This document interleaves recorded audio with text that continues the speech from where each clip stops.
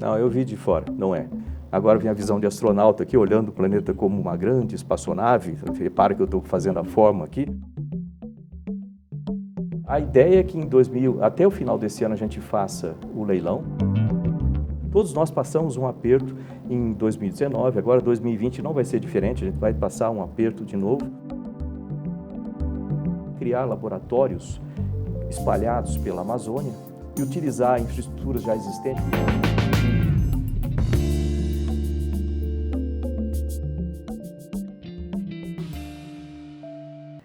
Olá, eu sou Luciana Amaral, repórter do UOL, e estamos em mais uma edição do Estúdio UOL e Folha.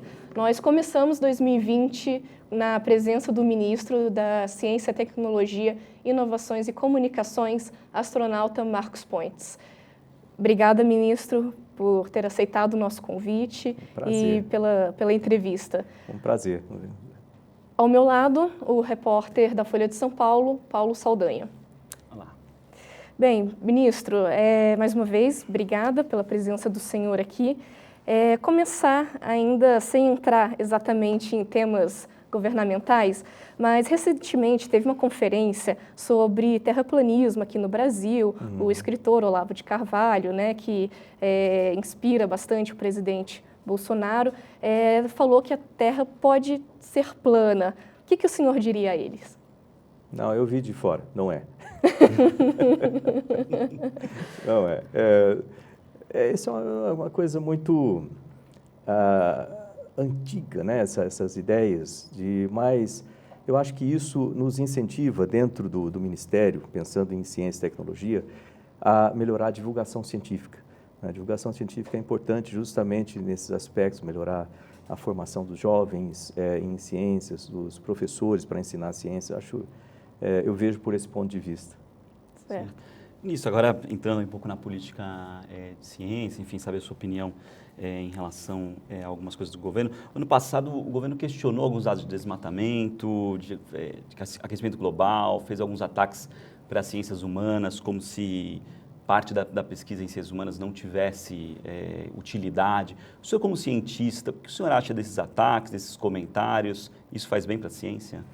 Olha, nós temos uma ciência, vamos dizer, no país que tem um sistema bem desenvolvido, né? Então, mais especificamente com relação ao INPE, por exemplo, o INPE ele tem trabalhado com as questões de desmatamento, as questões de queimados já há bastante tempo, e nós temos o PRODES e o DETER, por exemplo, já funcionando há muito tempo, a metodologia é testada, aprovada e assim por diante. Então, eu sempre vejo isso do ponto de vista, né, do ponto de vista da ciência. Ela sempre vai haver um certo questionamento a respeito de ciência. É normal. Aliás, a própria ciência questiona os seus resultados, é assim que a gente melhora os resultados. Mas a gente prossegue fazendo o nosso trabalho em ciência e desenvolvendo os nossos sistemas. O INPE, por exemplo, nos planos agora, em 2020, de ampliar a atuação do INPE, né? Você vê que entrou o 4A, o Cibers 4A, um satélite agora para melhorar, inclusive, essa parte de satélites, e provavelmente outros satélites virão, e também o próprio sistema do INPE como um todo pretende ampliar, sendo um repositório de dados, então, não só dados de desmatamento, queimado, mas também dados da agricultura, dados de terras e outros dados de meteorologia, oceano, tudo isso num repositório que a gente possa utilizar para modelamento, né, modelamento climático e assim por diante, e outros tipos de modelamento. Então, o INPE está sendo ampliado agora bastante. Agora, a gente ainda vê muita fake news, assim, realmente algumas informações que são propositadamente erradas, que são divulgadas por aí, que não tem dono, né? Acaba não tendo dono.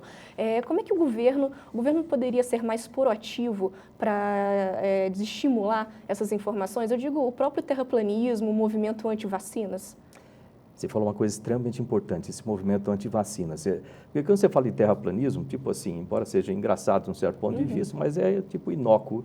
Mas quando você pensa em vacinas, aí a coisa fica complicada, porque isso compromete a saúde das pessoas e assim por diante. Então, isso tem que ser combatido, sem dúvida nenhuma. E é justamente por isso que dentro do Ministério nós temos um setor, e tem grande prioridade esse setor, ampliado agora, inclusive esse ano, de divulgação científica e popularização da ciência. Nós tivemos, por exemplo, o ano passado, a Semana Nacional de Ciência e Tecnologia, ela bateu recorde em número de cidades participantes. Aqui em Brasília, por exemplo, teve uma exposição muito grande no Parque de Exposições ali do Parque da Cidade, né? E você vê a recepção do público, no momento que ele chega lá e conhece as unidades de pesquisas, tem contato com o pesquisador, tem contato com resultados de pesquisas, você vê que o interesse é muito grande. E nós tivemos visitação enorme de escolas. E isso precisa ser ampliado. Então, não pode ser só em uma semana. Então, a nossa ideia é fazer vários eventos ao longo do ano, colocar as nossas unidades de pesquisas mais abertas ao público, de forma que o público possa ter acesso às unidades, ter acesso aos pesquisadores, a presença nas escolas, que eu falo muito de educação, porque ciência e tecnologia não existe se não tiver uma educação chegando ali. Então, nós temos um programa chamado Ciência na Escola. O Ciência na Escola, ele leva alunos para dentro das unidades de pesquisas, pesquisadores para fora das unidades de pesquisa e para dentro das escolas, formação de professores de ciências para ensinar ciências. Além disso, nós temos esses eventos, Olimpíadas, várias Olimpíadas que o Ministério apoia, isso tem sido ampliado. A Olimpíada Nacional de Ciências, por exemplo, até o ano passado, o máximo número de alunos que tinham participado era, se não me engano, 250 mil alunos. O ano passado foi 1.900.000 alunos. Então, você vê que já está dando resultado. E é um trabalho que não pode parar. Então, tem que ser feito o tempo todo. E acho que essa é a melhor maneira de a gente combater essas ideias. Quando a pessoa vê alguma coisa, ela consegue distinguir e fala, pô, isso aqui é bobagem, descarta aquilo. Mas parece que o senhor tem um adversário até próprio dentro do governo, né? O governo, no ano passado, o presidente Bolsonaro, o ministro do Meio Ambiente, insistiram de que o desmatamento era menor do que depois se provou ser, com os dados do próprio PRODES, como o senhor citou. E houve uma escolha por não defender o ex-presidente do INPE, Ricardo Galvão, e isso provocou a ira dos ambientalistas, dos cientistas, de ter aí um esforço de desmerecer e desacreditar os dados oficiais, né? O governo não dá sinais trocados aí? Agora o senhor está Olha, eu gosto muito de trabalhar olhando o que eu estou fazendo agora e para frente, né? Especificamente com relação a isso, você vê que o PRODES, quando nós anunciamos, o PRODES, eu estava lá junto, e foi anunciado dentro do INPE com o Salles. Então, eu e o Salles dentro do INPE, né, com a presença das pessoas do INPE, do diretor do INPE. Então, você vê que daquele momento lá no meio do ano, com a questão do Galvão e tudo, até aquilo, você vê como mudou essa aproximação. Por quê? Porque nós trabalhamos com números, a gente trabalha com fatos, com relatórios, e foi isso que eu implementei ali dentro do INPE. Falei, não, a gente não entra em discussões, né? A gente entra, a nossa discussão, nosso argumento são números. Mas teve alguma resistência na época em relação a essa divulgação dos dados? Não com relação à divulgação. O que aconteceu foi um problema de comunicação, basicamente. Como geralmente quem trabalha com projetos sabe que um dos principais problemas que existem em projetos é comunicação. Como que um fato é comunicado e como que ele é entendido do outro lado, né? Então, o DTE, por exemplo, trabalha com alertas de desmatamento, não é desmatamento. O PRODES, ele trabalha com desmatamento, que lá Então, aquilo no início partiu de dados do DTE, né? Que se fosse feito 2 meses antes, ia falar que o Brasil tinha reduzido 40% de desmatamento, que ia ser meio esquisito falar assim. E aí aquele negócio propagou, e o que aconteceu com o Galvão, né, que eu conversei com ele lá, ele foi ao Ministério, a gente conversou, e nós achamos por bem que ele saísse, porque ele ficou numa situação muito desconfortável no momento em que ele, vamos dizer assim, ele começou aqui está o Ministério, aqui está o INPE, ali está a presidência, começou a ter esse contato, ou essa discussão direto com o presidente, ficou uma situação muito desconfortável para ele. Ele estava errado? Sim, logicamente, ele tinha que falar comigo, e juntos a gente podia falar com o presidente. Então, cumpri, né, o normal, eu não posso ter os meus diretores de institutos passando por cima do Ministério. Então, aquilo ali configurou uma situação desconfortável para ele, para mim. Então, ele falou, a gente achou melhor vamos deixar isso aqui de lado e trabalhar para frente. E você vê que o resultado disso, nós tivemos essa apresentação do PRODES no INPE, né? O INPE está sendo ampliado nesse sentido de dados. Então, isso aí está no passado e o futuro é muito mais brilhante, eu diria assim. E agora isso vai ser uma iniciativa pessoal do senhor de cuidar melhor desses dados, de mudanças climáticas? Tem alguma parte que o Ministério da Ciência e Tecnologia vai pegar, vai cuidar, ao invés do Ministério do Meio Ambiente? Nós temos um trabalho conjunto, né? O INPE com o IBAMA. Aliás, a ideia desse sistema é passar informações para o IBAMA, para que o IBAMA vá lá e faça o trabalho de campo deles, né? Vamos dizer, e lá o DETER lança os alertas de desmatamento, ele tem uma área e fala, é possível que haja alguma coisa nessa área. O IBAMA tem que ir lá para comprovar, porque a gente está olhando de longe, né? Agora, esse trabalho vai ser feito também com relação a, por exemplo, eu falei sobre um pouquinho antes, que a gente estava conversando aqui, sobre ideias de colocar laboratórios no meio da Amazônia. Isso também vai ajudar. Esse tipo de trabalho conjunto dos ministérios, e o meu ministério é um ministério que trabalha para auxiliar os outros ministérios. Então, esse trabalho vai continuar. Eu acho que ele vai ser bem ampliado, inclusive, com essa presença desses laboratórios dentro da Amazônia. E a melhoria também de satélites, a gente acabou de colocar, né, o Cibers 4A, então tem uma melhoria nisso aí. O trabalho conjunto com outros ministérios, como da Agricultura, também. Ontem eu falei com a ministra Tereza Cristina a respeito do Pronater, né, que precisa ter... Eu não sabia que a gente não tinha o nosso mapeamento de solos do Brasil todo feito, né, completo.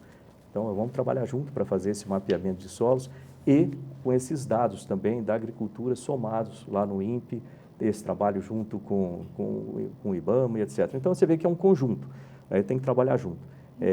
O que não pode ter, eu sempre vejo isso como uma esquadrilha. Você já viu uma apresentação da Esquadrilha da Fumaça, certamente. Você vê aquela esquadrilha trabalhando junto ali, exatamente porque cada um faz a sua função e todos eles trabalham junto com o líder. Certo.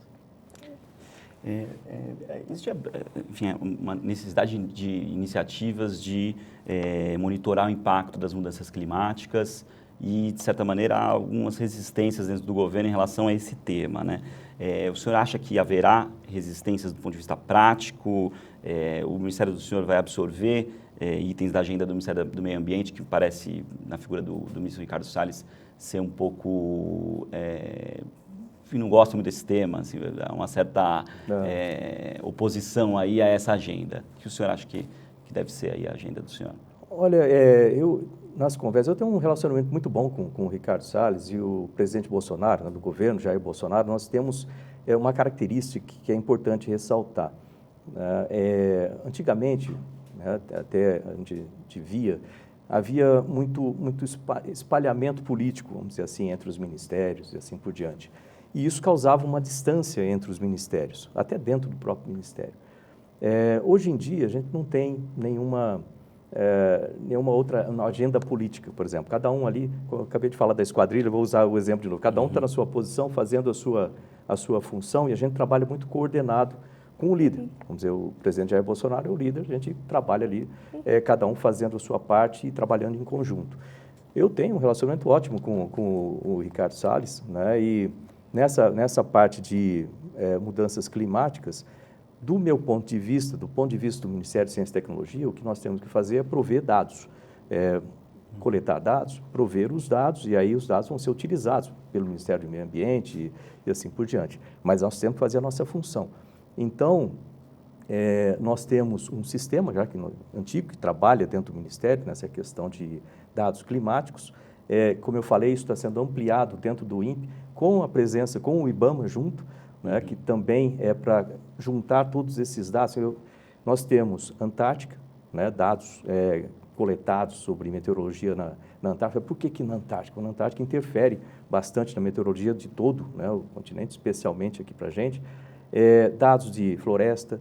Agora estamos trabalhando com a Marinha para a criação do Instituto Nacional de Pesquisas Oceânicas, ou seja, nisso nós vamos ter dados também do oceano, que é extremamente importante para esse composto, dados de agricultura, com o Ministério da Agricultura, dados de terra, né, que mais? E todos esses dados, inclusive clima espacial também, o INPE trabalha com isso, meteorologia como um todo, todos esses dados colocados em conjunto, como fosse um Big Data, né, assim, ali no INPE, isso nos permite trabalhar com modelamentos trabalhar com... Nós temos um supercomputador e outros computadores para trabalhar em cluster, vamos dizer assim, no Brasil e fora do Brasil, e ali seria o nosso local de fazer modelamento climático e trabalhar junto com outros similares no planeta.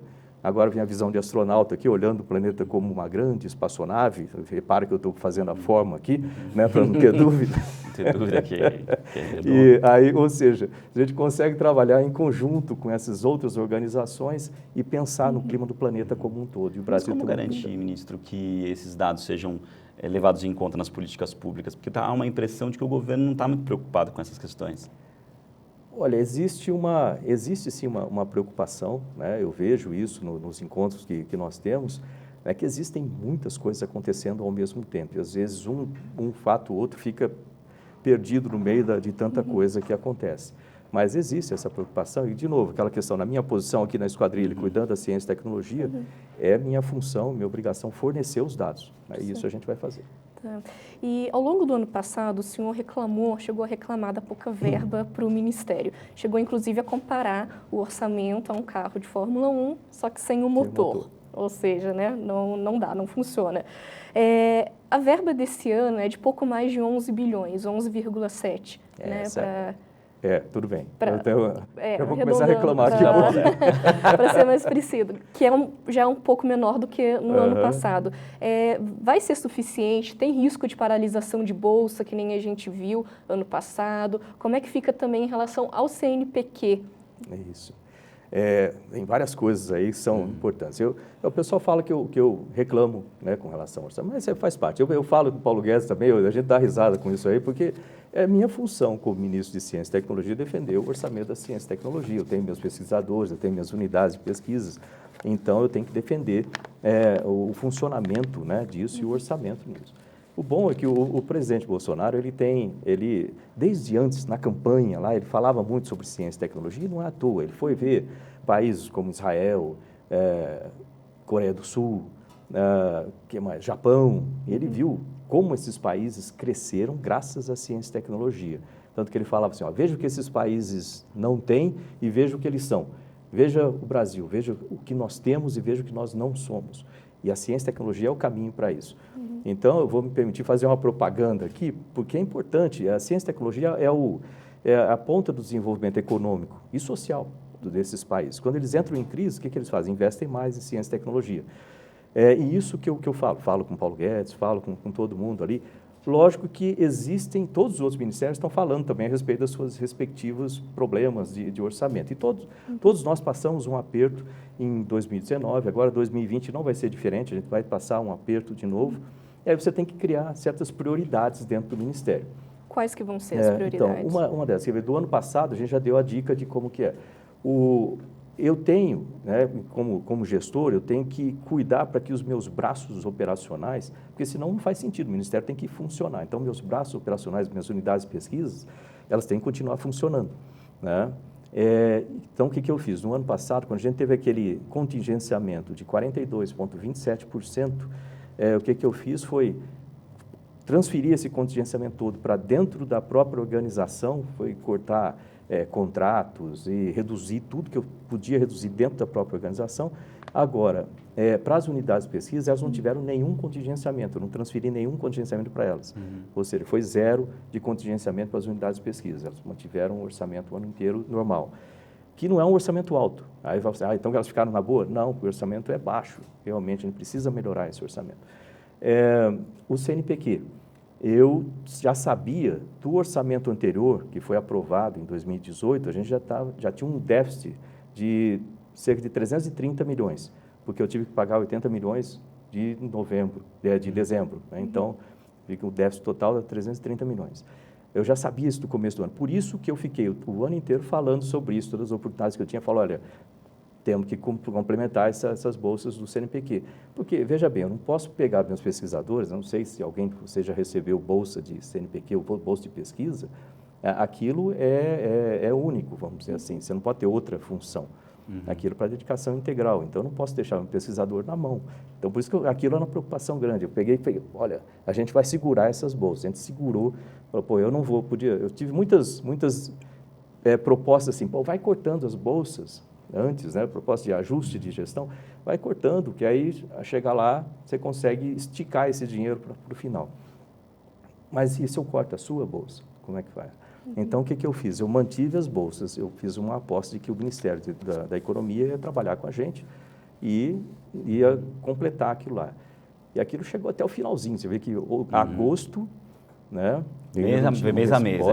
Pois é, agosto ia acabar em agosto. Aí eu tive que fazer um remanejamento de recurso de fomento do CNPq para poder pagar as bolsas. A gente pagou as bolsas para mais um mês.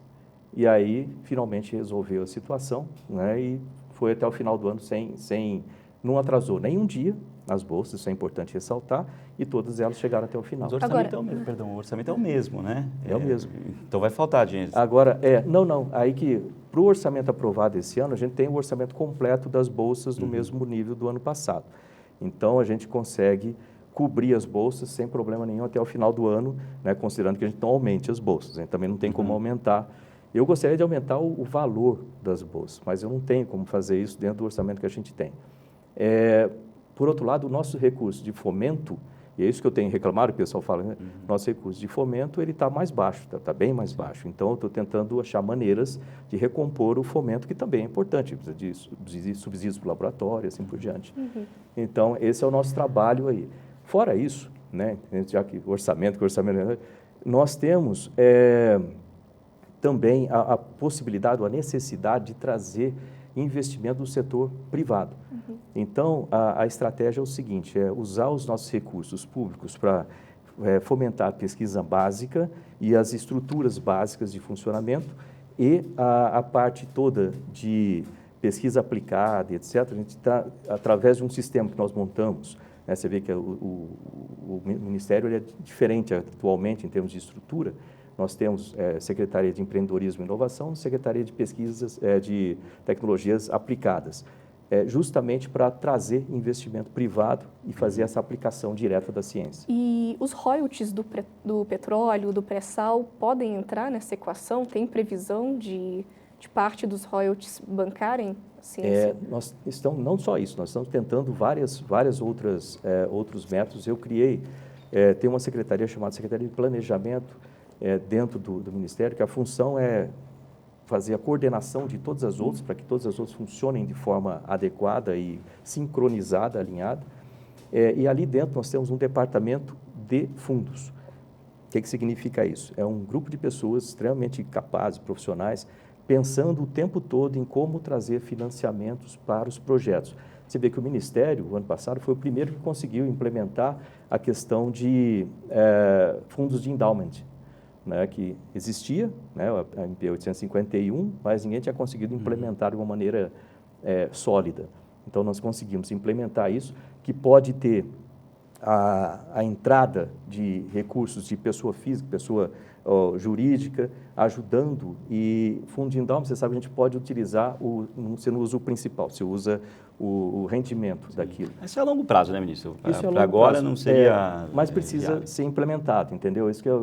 Por isso que no Ministério a gente usou muito tempo fazendo um planejamento inteiro, uma estratégia completa, para que nós tenhamos ações de curto, médio e longo prazo que possam, vamos dizer assim, melhorar o sistema de ciência e tecnologia do país como um todo. E os fundos fazem parte disso. Então, a gente está olhando fundos junto com a ANP também, que eles têm essa possibilidade, fundos internacionais para projetos específicos, entendeu? Trabalhando com as unidades também, para ver onde que a gente pode, especificamente para alguns projetos, melhorando a qualidade do gerenciamento de projetos. Essa é uma coisa interessante. Você pensa, o Ministério de Ciência e Tecnologia deve ter um setor de gerenciamento de projetos 100%. Não tínhamos. Então, instituir um escritório de gerenciamento de projetos, nós já temos mais de 130 pessoas formadas agora em gerenciamento de projetos no Ministério e agora vão para as unidades de pesquisas, justamente para melhorar a qualidade dos nossos projetos também. O senhor falou de fundos, e tem o Fundo Nacional de Desenvolvimento Científico e Tecnológico, que os cientistas falam do FNDCT, né? Isso. E tem uma PEC aí para acabar com os fundos. Como que o senhor vê o futuro desse fundo em relação até descongerenciamento? Os cientistas têm uma grande demanda, né? Preocupante? Preocupante, porque Esse fundo, eu sei que muita gente está falando dos respectivos fundos ali, né? Mas esse fundo, ele é essencial para o funcionamento de muita coisa na estrutura da ciência e tecnologia. Lembrar que ele é gerenciado, ele é operacionalizado, né, pela FINEP, né, e a FINEP tem a função. A FINEP não é um banco, isso é importante ressaltar essa diferença. Por que a FINEP não junta com o BNDES? Porque o BNDES é uma coisa, a FINEP é outra coisa. Tem gente que defende, né, do governo. Mas são coisas diferentes. A FINEP, ela trabalha com financiamento de pesquisa, financiamento de estrutura de pesquisa. Ela não é um banco, ela trabalha com um risco tecnológico, não um risco financeiro, embora ela tenha uma parte dos não reembolsáveis, mas dos reembolsáveis e não reembolsáveis, mas é uma estrutura própria para isso, para fazer acompanhamento de um projeto de pesquisa, para fazer um acompanhamento de uma infraestrutura de pesquisa. Para quem conhece, e isso eu digo assim, para quem defende essa ideia de juntar, precisa dar uma passadinha nas universidades, nos institutos de pesquisa militares e civis no país. Você vai ver quanta coisa financiado pela FINEP, né, as nossas estruturas. Então, é importantíssimo o funcionamento da FINEP e ela depende, né, de captar recursos do FNDCT. Então, inclusive, nessa semana, eu marquei uma reunião para a gente tratar a respeito disso, o que nós vamos fazer em termos de estratégia para tratar essa questão dessa PEC. Né? Reinstituir o fundo depois é uma possibilidade, está previsto, inclusive, na PEC esse tipo de coisa.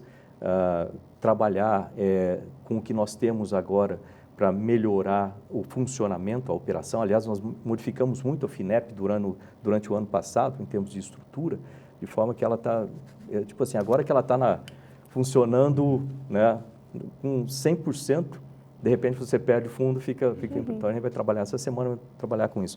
Aliás, eu queria deixar até com vocês, isso aqui é um caderno que tem sobre realizações do ano passado e alguns dos planos desse ano.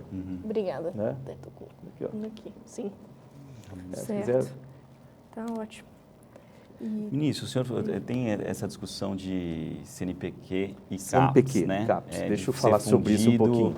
E houve no ano passado até um desconforto aí entre o Ministério da Ciência e Tecnologia, o Ministério da Educação, porque o ministro Abraham Weintraub mandou uma minuta aí sem diálogo. Parece que ele queria já abraçar aí o que seria esse novo órgão. Queria saber tanto se já é uma ideia ultrapassada, se ainda há chances de ter essa fusão, e como que está a relação aí com o MEC, ou seja, esse esquadrão aí que o senhor comentou. O senhor e o Abraham Weintraub estão combinados aí nessa apresentação? Olha só, inclusive só complementar a informação sobre aquele livro que eu te passei. Para quem quiser, que estiver nos ouvindo aí, quiser ter isso aí, nós temos em PDF também no site do Ministério, mcetic.gov.br. Se entrar lá, você pode fazer o download disso aí, dá para saber tudo que o Ministério fez e alguns dos planos agora para 2020. Muito bom. Mas sobre o CNPq e CAPES, né? Isso aí é normal haver. Aliás, se todo mundo tivesse exatamente as mesmas ideias numa equipe, a equipe não seria muito eficiente, né? Porque tem que haver essa discussão. Eu gosto você tem que ter ideias diferentes para discutir e achar as melhores soluções. O MEC veio com essa ideia e partiu lá da CAPES, do presidente da CAPES na época, o Anderson, essa ideia de juntar. Aliás, de tempos em tempos surgem essas ideias, né, de juntar uma com a outra. Mas são unidades diferentes, têm funções diferentes, que estão há mais de 70 anos trabalhando juntas, com atividades. A CAPES ela trabalha com a formação de profissionais, formação na pós-graduação, né, mestrado, doutorado, formação de professores, uso do MEC. E para a educação, muito importante a função. E o CNPq trabalha com pesquisas, financiamento de pesquisas, trabalha com os pesquisadores e tem um sistema de acompanhamento de pesquisas que a CAPES não tem, que é justamente para trabalhar, específico para aquilo. Então, essa junção não faz sentido. Então, foi o que eu falei o ano passado, e continuo falando. Eu acho que esse assunto já está ultrapassado, mas é igual, sabe, fogueira. Você tem, de vez em quando acende uma brasinha ali. Então, por isso que eu continuo falando sobre isso, da importância das duas terem as suas funções separadas, independentes, e trabalhar em parceria, né?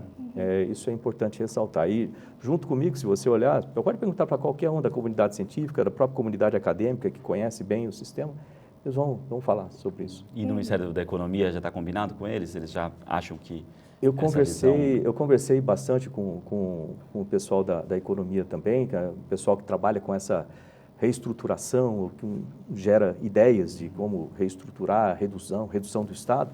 Inclusive, eu tenho uma reunião hoje com eles também, não sobre esse assunto, mas sobre outras possibilidades, que eles vão fazer uma apresentação lá para mim. Mas eu falei sobre isso com eles, expliquei, e eles entenderam bem. Então, do lado da economia, não existe isso. Mesmo porque, se você pensar, duas organizações que têm somados, o CNPq com em torno de 1 bilhão e pouco a CAPES com 3 bilhões, 4 bilhões. Se você fizer um esforço de gestão, você consegue reduzir pelo menos uns 10% dos custos, certo? Você dá uma economia de 400 milhões. Se você junta as duas, qual é a economia que você consegue? Em torno de aluguel, essas coisas, mas em torno de 100 milhões por ano. Então, concordo que não faz sentido. Mais fácil é trabalhar isolado, trabalhar em parceria e cada um fazer a sua gestão para melhorar. Ministro, o senhor falou da criação de laboratórios dentro da floresta amazônica. Como é que vai ser exatamente isso? O que vai estudar? Quem é que vai para lá? Eu lembro que quando nós tivemos a primeira reunião, ainda em 2018, né, durante o período de transição, eu chamei a comunidade científica e pedi para que eles me explicassem o que estava acontecendo, que eles estão na frente de combate, vamos chamar assim, eles que conhecem o que está acontecendo. Então, eu tenho um contato muito grande com eles. Como está a ciência do país? Eles me mostraram um gráfico mostrando a infraestrutura de pesquisa no país. Lembra do Tratado de Tordesilhas, tem aquela linha, né? 90%, grosso modo, está do lado leste e 10% ou menos do lado oeste. Isso aí precisa ser modificado. A gente precisa levar pesquisa e tecnologia para essa região, né? E dentro desse esforço, lembrando que nós temos lá o Instituto Mamirauá, de Desenvolvimento Sustentável, em Tefé, nós temos o INPE, Instituto Nacional de Pesquisas da Amazônia, em Manaus, e o Museu Guild, lá em Belém. E, logicamente, as universidades, com laboratórios, mas ainda muito pouco. Então, eu falei, como é que a gente consegue utilizar o conhecimento das pessoas a respeito da biodiversidade, a respeito do que existe naquele bioma, vamos dizer assim, e que isso pode ser utilizado para melhorar, lembra, o desenvolvimento sustentável, melhorar o desenvolvimento econômico e social da região, e isso também ajudar na preservação ambiental, pensar em desenvolvimento sustentável. Como é que a gente pode fazer isso? Bom, a gente pode instalar laboratórios, né, levando como inspiração o nosso laboratório na Antártica, né, e o próprio Criosfera. A gente pode criar laboratórios espalhados pela Amazônia e utilizar infraestruturas já existentes, por exemplo, quartéis do Exército, que tem locais, já que tem uma infraestrutura, a gente pode utilizar, e colocar pesquisadores no meio da Amazônia, de forma que eles possam trabalhar com as comunidades locais, conhecer a respeito do sistema, estudar a biodiversidade, estudar ativos que podem se transformar em novos medicamentos, novos cosméticos, e isso significa desenvolvimento sustentável, realmente na prática. Sim, né? A ideia é ótima, mas quando que o Ministério vai inaugurar o primeiro? O projeto já tem até um nome bonito sendo desenhado ali. Qual que é? Não, eu vou esperar porque ainda não tá certo, mas eu já conversei com o Exército, conversei com o Ministério da Defesa em se utilizar isso. A gente deve começar com uns 2 laboratórios, a gente está escolhendo quais seriam os locais e ver qual equipamento mínimo que a gente coloca. Se a gente tiver que construir uma estrutura, seria uma estrutura com 2 containers, né, e um meio coberto também, equipados com para a pessoa morar, para os pesquisadores ficarem uns 4 meses, 3 meses. Então, tem a estrutura de moradia de um lado, laboratório do outro, tem que ver isso que eles estão determinando, o que vai ficar aqui dentro desse laboratório.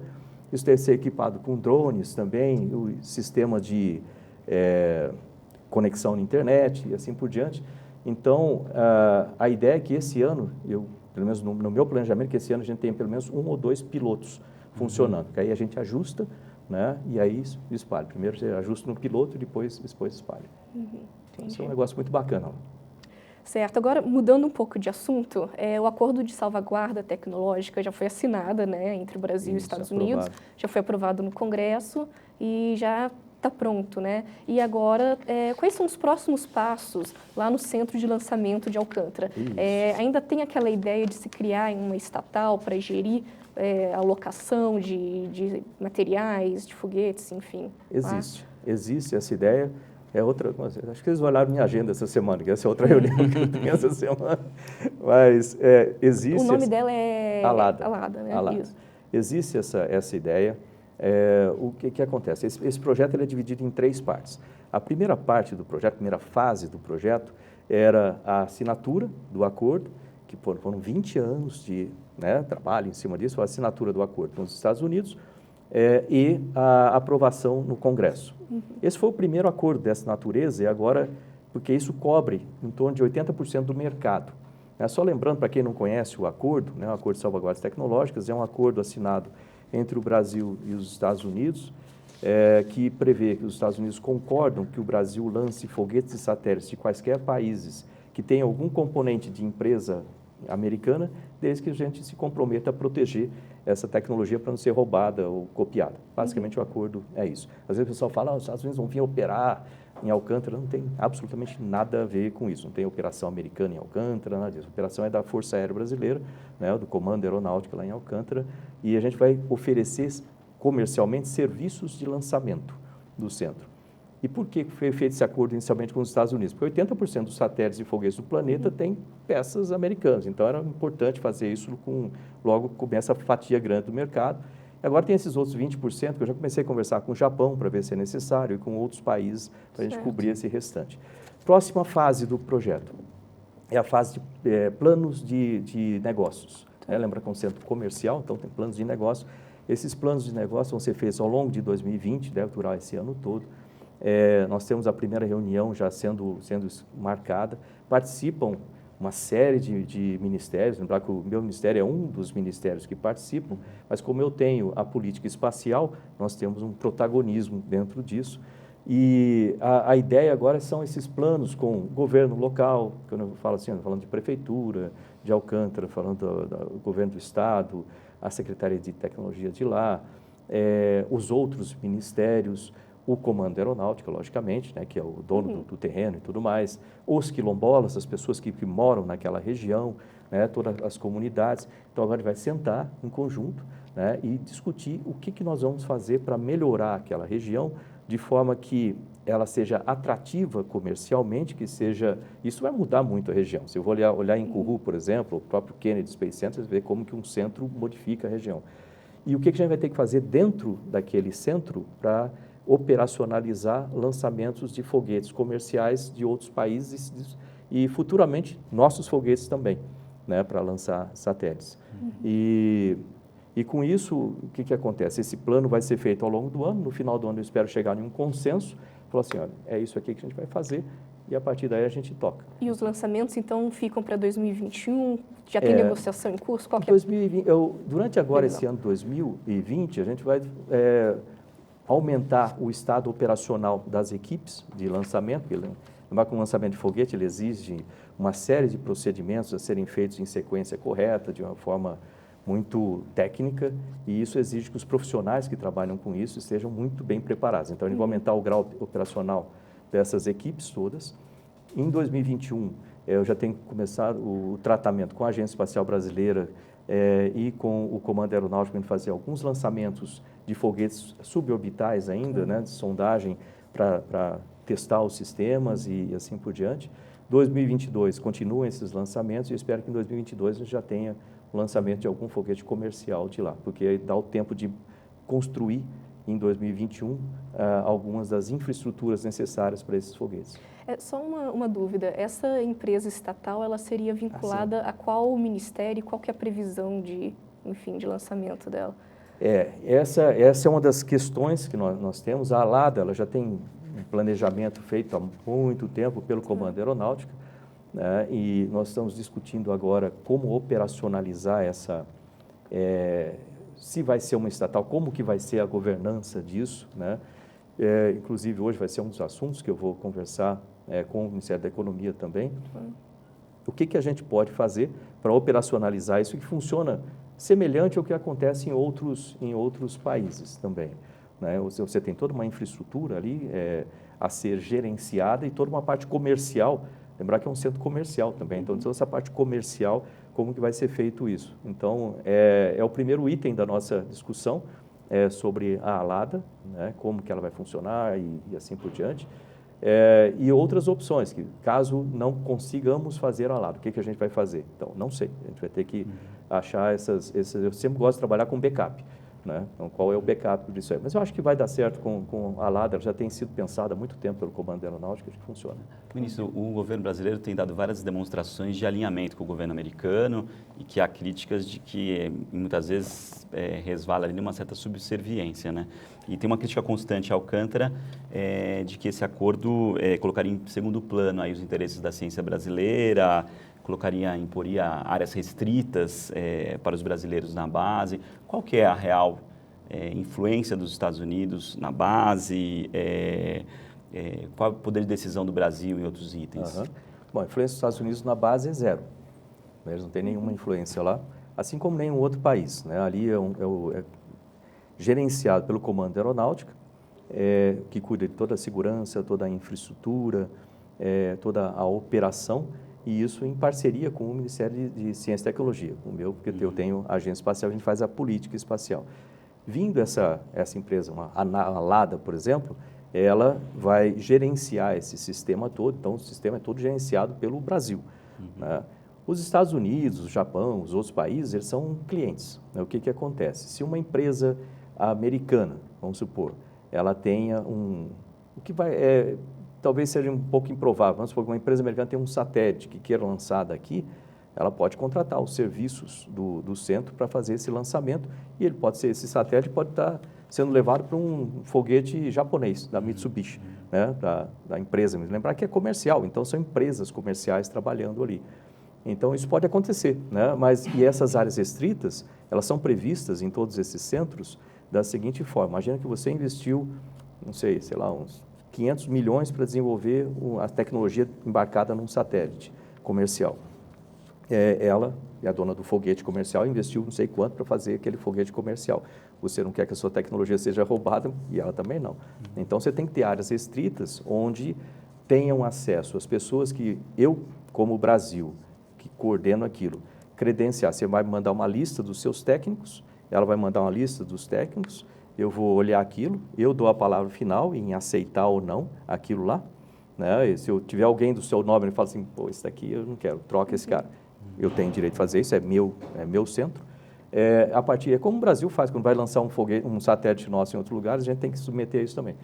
E aí eu vou registrar aquelas pessoas, só essas pessoas, mais as pessoas do centro, vão ter acesso àquela área restrita para montagem do foguete. É igual um box de Fórmula 1.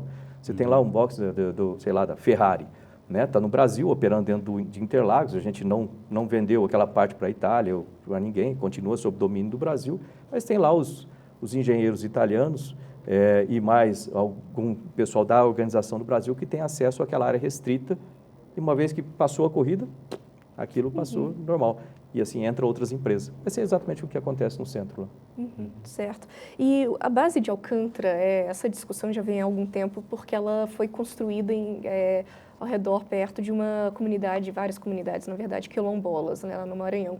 E o senhor já disse no ano passado que, num primeiro momento, ninguém vai ser desapropriado, ninguém vai ter que sair de casa. Mas deu a entender que, num segundo momento, sim, isso poderia acontecer e, inclusive, em documentos obtidos pela Folha, a gente percebe que essa questão continua em discussão. Como é que vai ser exatamente? Qual que é a probabilidade da retirada dos moradores locais, quilombolas? Você falou uma frase importante, essa questão continua em discussão e assim que tem que ser. E vai ser discutida, né, sempre com os moradores de lá. O que acontece? Aquele terreno de todo aquilo lá é do Comando Aeronáutica, né? E existem algumas agrovilas que, quando foi feita a primeira instalação, alguns moradores de lá foram deslocados para essas agrovilas. Nós pretendemos agora, nesse planejamento desse ano, eu vou falar o que eu tenho na cabeça aqui, que eu vou propor no conjunto, né, dos outros ministérios e o Comando Aeronáutica também, que nós temos lá a cidade de Alcântara. eu não sei se você já visitou ali, mas é uma cidade histórica, tem muitas coisas bacanas, assim, do ponto de vista histórico, cultural, tradicional. Eu não vejo, eu não gostaria de ver, você imagina, tem aquela história, de repente você destrói um pedaço daquilo lá e constrói um hotel moderno no meio daquilo lá. Não faz sentido, não bate, sabe assim? Então, do meu ponto de vista, aquilo tem que ser preservado, a cidade, ficar mais ou menos como Paraty, sabe? Uma coisa histórica, que você pode ter, sim, restaurantes, barzinhos, mas não modificar aquilo, né, como estrutura. Aí cria-se uma região nova, um distrito, vamos dizer, moderno, onde aí sim você tem prédios, tem coisas modernas e etc., feito lá, para atender a necessidade de infraestrutura para o centro. Imagina, tem equipes de vários países vindo trabalhar ali, eles têm que ter local para ficar e tudo mais. E isso vai ter escolas, a gente tem que melhorar a formação de profissionais no local, formar empresas do local para poder participar, porque não faz sentido você ter um centro que não tenha a participação da comunidade local em termos de vamos trabalhar nesse centro. Aquilo está ali, é como se fosse uma joia para aquele pessoal usar. Durante muito tempo ficou aquele negócio incrustado ali, sem utilização, vamos dizer assim, em termos da comunidade. E aquilo precisa ser utilizado para o bem-estar de todo mundo. Bem-estar do programa espacial também, né, mas para o bem-estar daquilo. Veja em Kourou, por exemplo, a renda per capita é altíssima lá por causa do centro. É isso que a gente pretende fazer ali. O restante do pessoal que está numa área que existe lá, dentro dessa área também, vai ter a possibilidade de falar, vai ter a possibilidade de participar, tudo. E eu tenho certeza que eu gosto muito de diálogo, eu gosto muito de falar, de conversar com as pessoas. Não adianta eu falar assim, vamos fazer desse jeito que não... Então, o que eu falei, no início a gente pode operar, sim, com aquela área que a gente tem, dá para se pôr 6 plataformas de lançamento lá, então dá para operar com aquela área. À medida que o negócio vai avançando, e a gente pode, em conversação com todas aquelas comunidades, com as pessoas que moram ali, ampliar a operação do centro, sim. Mas aí eles vão participar, e na verdade eu acho que eles vão querer que isso seja feito, afinal de contas eles eles não estão tendo quiserem, vantagem. o governo está disposto a respeitar a vontade dessa população tradicional?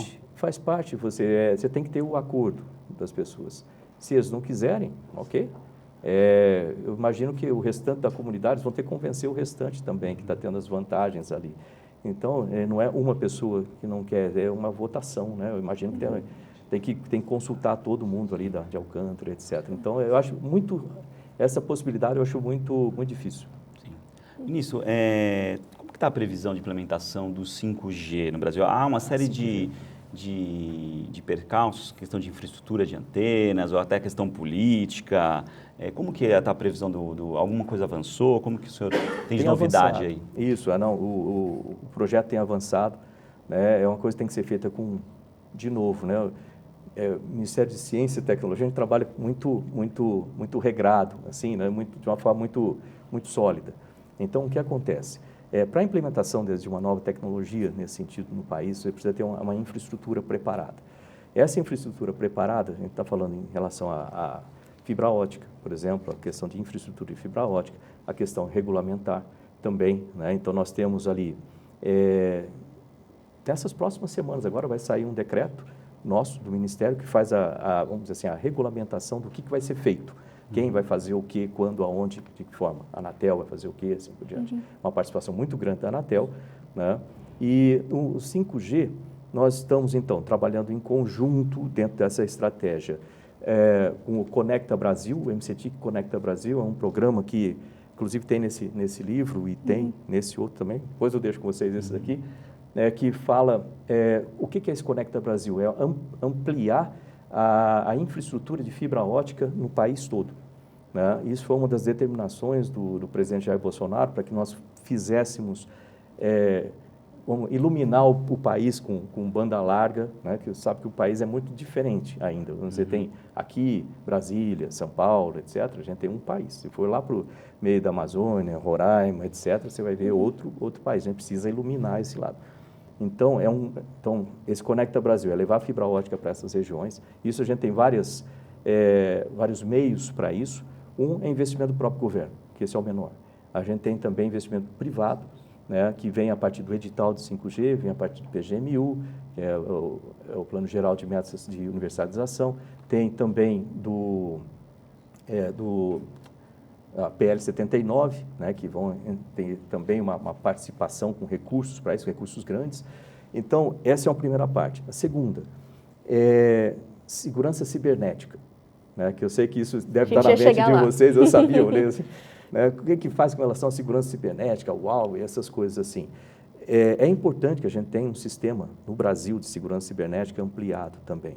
Foi por isso que, dentro desse plano estratégico nosso, nós investimos agora, a gente tem 8 centros de inteligência artificial sendo criados ao longo desse ano de 2020, e um deles focado em segurança cibernética. Além disso, a própria conversa com as empresas para a instalação de laboratórios de segurança cibernética no Brasil, a conversa com as prefeituras para a instalação de antenas, que o 5G vai exigir uma quantidade grande de antenas, são pequenas, mas são um número grande. E a regulamentação é da prefeitura, né, municipal. A regulamentação da prefeitura, tem a lei de passagem, então tudo isso tem que ser conversado com as prefeituras. A questão lembra do Internet para Todos, né, que também faz parte desse pacote para a gente conseguir levar a infraestrutura de internet para dentro das cidades. Também estão trabalhando com o CONFAS para ajustar o que não foi, entre aspas, combinado com os russos, questão do ICMS, a gente precisa ajustar isso antes. Então, tudo isso tem sido feito. A Internet das Coisas, lançamos um decreto de Internet das Coisas com 4 câmaras, né? Às vezes eu falo câmara, o pessoal fala, o que é isso? São grupos, né, de trabalho na área de agricultura 4.0, indústria 4.0, saúde 4.0 e cidades inteligentes 4.0. Quando que o senhor vê esse processo terminado, assim, implementado de fato? A gente realmente usando o 5G nos celulares. O que está segurando agora? Eu queria fazer, eu e a Anatel, né, nós queríamos fazer o leilão em março agora. Esse era o plano inicial, no começo do ano passado. O que segurou? Por que a gente teve que segurar esse leilão, o edital? Porque existem 4 frequências básicas em torno das quais vai ser feito o leilão para as empresas poderem utilizar. Uma delas é em 700 MHz, que essa é mais para a área rural. Você pode distanciar mais as antenas, mas tem um tempo de latência um pouco maior, né? O tempo de latência, vamos dizer assim, um tempo que demora em você mandar um comando e receber a telemetria de volta. Você tem a outra frequência, 2.4 GB, não tem problema, já essas duas estão limpas. 3.5 GB, essa é a frequência básica, vamos dizer assim, de 5G no planeta todo, quase. E nessa daí a gente tem um probleminha, vou citar daqui a pouco, e 26 GB, que é para dentro de indústria, que tem um tempo de latência muito pequenininho, etc. O que segurou? Porque em 3.5 a gente viu que poderia haver, existe a possibilidade de haver interferência com antenas parabólicas para televisão. Eu falei, peraí, vamos segurar esse negócio até que a gente estabeleça aqui pelo menos uma estratégia para mitigação do problema, caso ele venha a aparecer, né? E aí a gente lança. Então, a gente fez com a Anatel e o CPQD, fizeram um estudo inicial, não foi muito conclusivo, pelo menos eu não achei, tipo assim, né, firme. Então, eu pedi para reestudar isso aí e, ao mesmo tempo, lembrar que a implementação não vai ser feita, assim, no país inteiro de uma vez. Então, como vai ser feito por etapa, a gente vai fazendo, testando, mas eu tenho que, no mínimo, ter uma estratégia de mitigação. Caso aconteça uma interferência, o que a gente vai fazer? Então, a gente tem 2 possibilidades. Uma é colocar filtros nas antenas, né? Essa é uma possibilidade, vamos dizer, mais dentro dos nossos recursos, ou mudar isso aí para a banda KU. Mas não daria para fazer o leilão e depois resolver essas questões, enfim? Aí você perde um pouco em termos de segurança jurídica e etc. Então, eu prefiro fazer um negócio, vamos dizer assim, mais Ministério de Ciência e Tecnologia, mais baseado em fatos, prazo, sabe? Mais firme. Então, por isso que eu pedi para segurar um pouco, para a gente trabalhar com isso, dando mais segurança para as empresas também. E há um prazo? A ideia é que até o final desse ano a gente faça o leilão, pelo menos essa é a minha estimativa em termos de leilão, né, de se tem edital e leilão. Talvez, né, a Anatel já fala, acho que vai ficar para 2021 o leilão, a gente está discutindo isso ainda. Então, eu imagino que final de 2021, começo de 2022, a gente comece a ter a implementação de algum piloto disso aqui. Demora, mas eu prefiro, de novo, eu lembro no Senai, meus professores ensinavam assim, meça 10 vezes e faça uma vez só. sabe? Eu prefiro fazer uma coisa bem pensada em dados do que tentar e depois dar errado. Ministro, a gente tem que ir encaminhando para o final, mas só duas questões, bem rapidamente mesmo.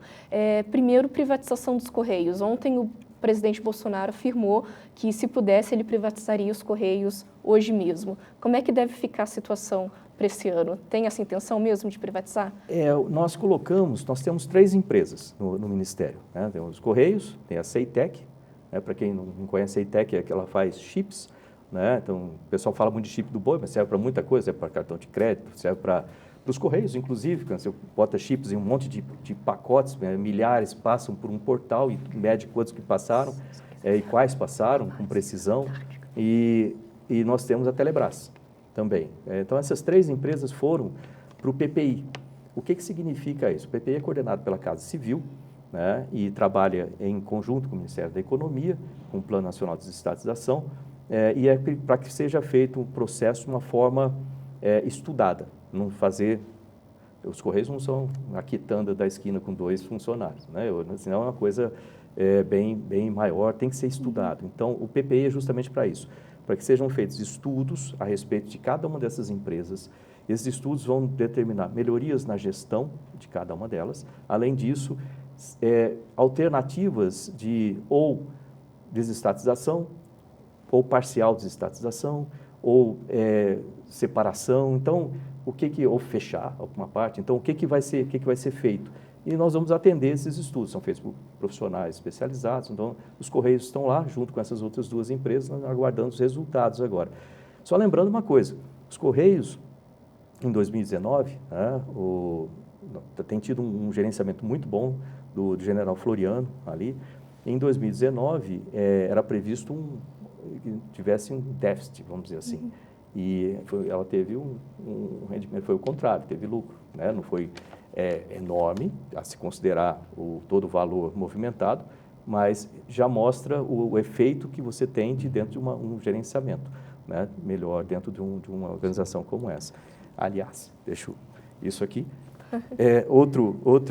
Isso aqui ele mostra uma revista que nós temos no MCT, que mostra todas as nossas unidades, né? Inclusive os Correios estão aqui, e sai a cada 3 meses e também sai em PDF lá no site. Para finalizar, ministro, em relação na próxima terça tem a inauguração da nova base na Antártica, né?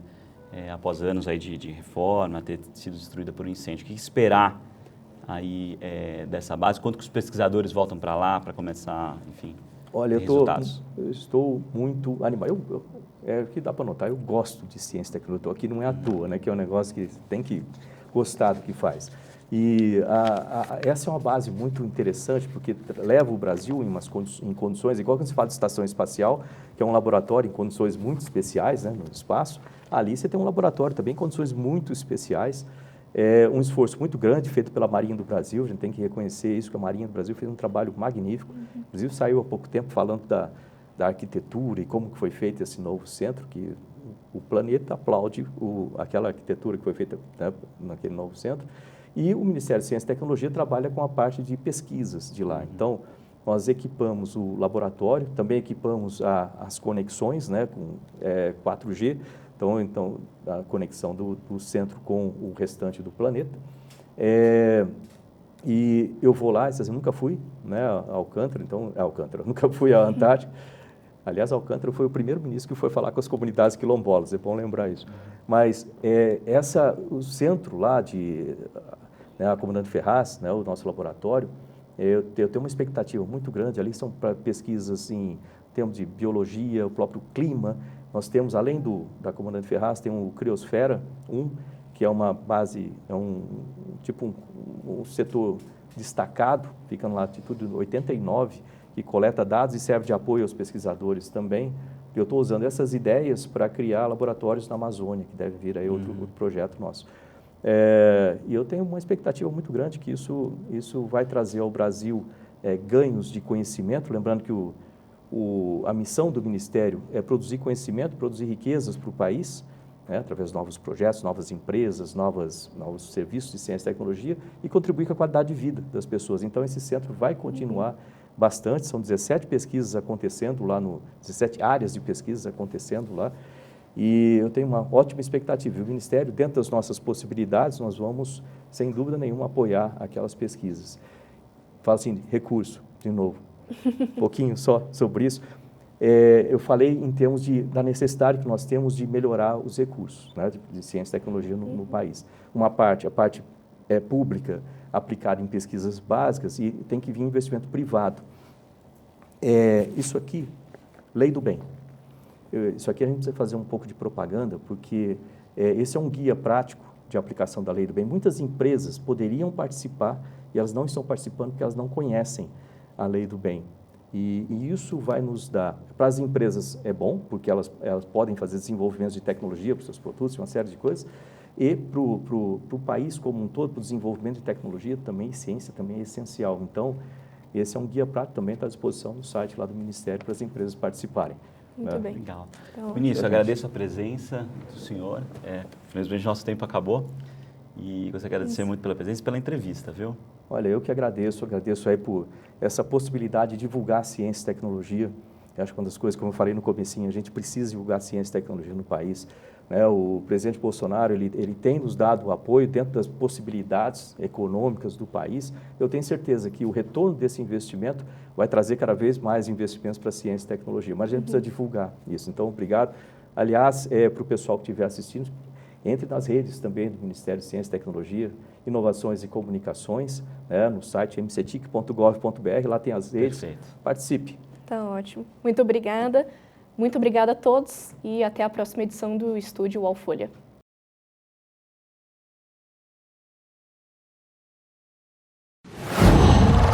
UOL.